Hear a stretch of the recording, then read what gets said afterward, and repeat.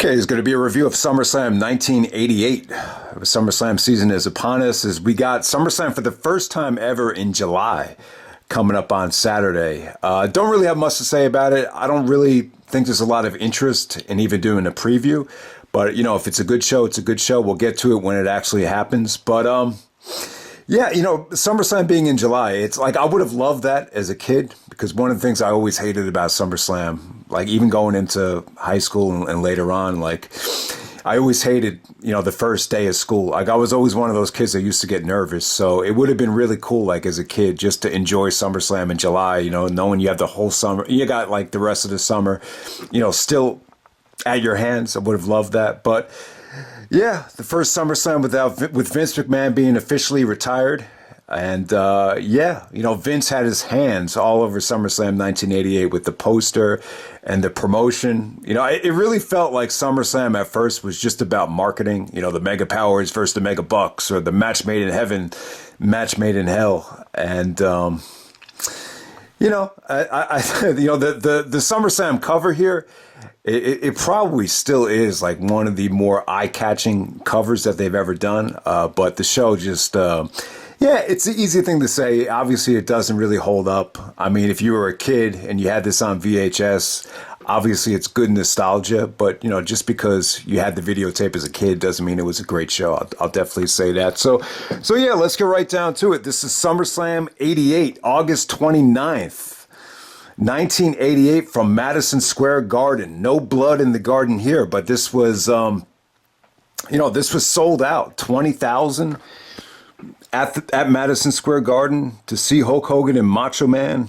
All right, there's no pay-per-view buy rate listed on Wikipedia, but if you Google SummerSlam 1988 buy rate, they got 500,000 here. And they show that Survivor Series later on that year was only 310,000, and the first Royal Rumble only does 165,000. So I would say that this was a tremendously successful event. You know, they sold it out. They got 500,000 buys. You know, not a bad start for SummerSlam in terms of, you know, from a financial standpoint. But yeah, let's get right down to it. The first match of the night. And by the way, we got Gorilla Monsoon and Superstar Billy Graham on commentary here, which a lot of people kind of shitted on Superstar's commentary. But yeah, we got the British Bulldogs taking on the Fabulous Rougeaus. So you got Davey Boy and Dynamite. I would say this, if this is probably the best showing I think Dynamite had, like on a WWF pay-per-view, out of like more of the accessible, you know, WWF shows. I mean, they got 20 minutes out there. Dynamite actually got to show what he can do. So yeah, good stuff. You know, you could definitely see the Dynamite kids, you know, how he inspired somebody like Chris Benoit. I mean, you could definitely see what the big deal about Dynamite is here. The Fabulous Rougeaus, you know, I mean, they would come in and do these abdominal stretches. And back in the day, like an abdominal stretch would be like a finisher. You know, I believe his name was Wolver Schneider. Jim Ross always used to pay homage to him. And, you know, that used to be an actual finish. But, you know, when the Rougeaus came in, they would bust out the abdominal stretches. The Bulldogs fought it off. This actually went to a 20-minute time limit draw. And back in the day, like a lot of times you would start off a big show with a time limit draw just to kind of add, you know, specialty to some of the finishes throughout the rest of the show. But yeah, this was probably the match of the night. I hate to say it because it did get time and you did get to see, you know, two really good tag teams going at it right there. All right, next up we got Bad News Brown taking on Ken Patera. This is another match that just didn't age that well. I thought Ken Patera's look just screamed, you know, 80s. He kind of reminded me of that woman from Cheers, like with the way he had his hair here. I think her name was Rita Perlman, the same woman that was the coach in Sunset Park, if you remember that. But yeah, Bad News. I thought Bad News was a great heel. You know, his finisher was actually called the Ghetto Blaster, which was a very nasty looking insecurity. But yeah, one of the weaker things on the show. Next up, you got Rick Rude taking on JYD, the Junkyard Dog. And yeah, while it lasted, I thought it was good. I thought Rude looked athletic. He sold his ass off for Junkyard. You know, JYD, Jim Ross was saying back in Mid-South, like, you know, JYD was definitely like one of the more over guys he ever remembered. He actually would put him on the same level as like Austin in terms of like connection with the fans. So yeah, so definitely keep that in mind. So when Rude actually pulls his pants down and on his backup tights. He actually has a picture of Jake the Snake's wife. And as soon as that happens, Jake comes down. Fans go crazy for Jake, but it just ends with Jake, beating the crap out of Rude. And it's kind of like, yeah, why didn't they just do Jake the Snake versus Rick Rude, the rematch from the horrific WrestleMania 4 match? I don't know why they didn't do it here. But yeah, we move on to the next match. We got Powers of Pain taking on the Bolsheviks. Bolsheviks got a lot of heat. You got the Russian national anthem out there. They're out there with Slick. Powers of Pain, from what I understand, they were trying to be, more of a, just kind of, trying to, take the place of the Road Warriors. Obviously, they weren't able to sign Legion of Doom at that time, so Powers of Pain was like the WWS version of the LOD, because they were very powerful. They had the face paint, and yeah, the match was slow as shit. But the finishing sequence, Powers of Pain hit a double shoulder block, and then they hit a flying headbutt to get the victory there. So yeah, kind of nauseating to watch until the finish right there. Next up, we have the probably the most memorable thing of the night. So Brutus the Barber Beefcake ended up getting taken out and injured before the show. So Honky Tonk Man needed a replacement for his Intercontinental Championship match. It ended up being Ultimate Warrior. I gotta say, this was like the tide turning for Ultimate Warrior. He came out with the music. The fans were going crazy. He had the fans in the palm of his hand. He just hit him with a couple of punches, the shoulder block, the running splash, and puts Honky Tonk Man away. He didn't hit him up for the Gorilla Press. Apparently, Honky did not want to take the move from Warrior. But yeah, very stiff clothesline from Warrior here.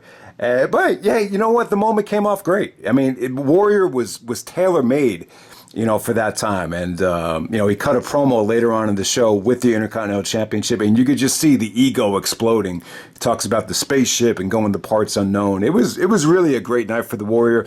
To me, this is really where the Dingo Warrior became the Ultimate Warrior. And yeah, Vince must have just had a massive erection over, the Warrior that night. I mean, it really was something special. And a lot of it just had to do with the crowd. I mean, the crowd was non-responsive to him at WrestleMania 4, but here it was like night and day. They were incredible. All right, next we got another, not very memorable match. We got Dino Bravo taking on Don Muraco, The Rock, the original Rock. And yeah, this was, I could understand the booking here. You want to put the two strongest guys up against each other. It was just bowling shoe ugly, just very sluggish. Great feats of strength from both guys, though, at certain points. Dino Bravo actually wins with a sidewalk slam as his manager, Frenchie Martin, had Don Muraco distracted. It wasn't the worst thing of the night, but it was just another, just very lethargic match. A lot of these matches just did not age very well. I mean, it would have been easy for me to say, yeah, don't watch the show. It didn't age that well. Let's just talk about the good stuff. But, for that time, I think the show actually was acceptable. I mean, it definitely did get a good reaction when you look at the overall reaction of the crowd. It wasn't like the fans shit on anything here. And next up, we got Demolition with Mr. Fuji and Jimmy Hart taking on the Hart Foundation. All right, so this was definitely not the better Demolition Hart Foundation match. If you haven't seen it yet, check out the SummerSlam 1990 match, 2 out of 3 falls. That was much better. I guess the Bret Hart singles push really hadn't worked yet, and they decided to put the Hart Foundation back together again. And yeah, I got to say, I thought Bret looked good here. You could definitely tell Bret was, definitely one of the better wrestlers on this show. There was a lot of isolation on Bret. They tried to, take apart his arm by tying it up into the ropes. There was a really nice hot tag to Jim the Anvil Neidhart. There was actually a slingshot where Jim actually splashed Demolition out of the ring. That was really cool, especially for that time. It wasn't bad, but Jimmy Hart Foundation just turned baby faces, and I remember they turned on Jimmy Hart. So Jimmy actually got his revenge and, assisted the megaphone to, I believe it was Axe, and he put the Hart Foundation away with the megaphone. So he got a little cheap victory there. Yeah, the match was definitely one of the better things of the night. But definitely the weaker Demolition Hart Foundation match. Next up, we have Big Boss Man taking on Coco Beware. Match actually wasn't that bad. Big Boss Man was really fat here, though. Really out of shape. Some woman in the crowd had a sign that said, "Big Boss Man needs to spend more time, or do time in the gym." Kind of a play on the Big Boss Man's catchphrase. And yeah, I mean, I don't know what it was. He just looked really just out of shape here. But yeah, the match is actually really fun. Coco was actually doing a lot of, I believe Sugar Ray Leonard was actually in the crowd, so he was trying to impress him with a lot of his punches. He actually did a drop kick off the top rope. So for that time, that got like one of the biggest pops of the night. But Bossman actually puts him away with the side slam. And yeah, a lot of people pay tribute to Big Boss Man. I think even at Death Before Dishonor the other night, someone actually did the Big Boss Man finisher too. So yeah, but Bossman gets the victory there, celebrates with Slick, and we move on to Jake the Snake Roberts taking on Hercules.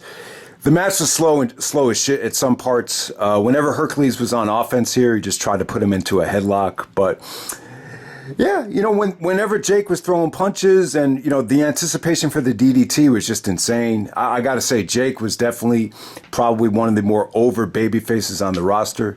He actually counters Hercules' power slam into the DDT. Crowd goes crazy for that, and he brings the snake out. So, yeah, pretty good match. I definitely say that was one of the better things of the night. And in the main event, we have the mega powers of Hulk Hogan and Randy Macho Man Savage with the lovely Miss Elizabeth to take on the mega bucks of $1 Million Man Ted DiBiase and Andre the Giant, with Virgil and Bobby the Brain Heenan at ringside here. And yeah, this is all about marketing. This is all about promotion. How can we bring Hogan back and keep this whole thing with the $1 Million Man and Andre going? I believe this is Hogan's return since WrestleMania, so he must have filmed No Holds Barred during the summertime. But yeah, I got to say the crowd was great here. The highlight of this whole show was whenever Savage was in the ring with DiBiase. I mean, they looked great together. They looked athletic. It looked competitive.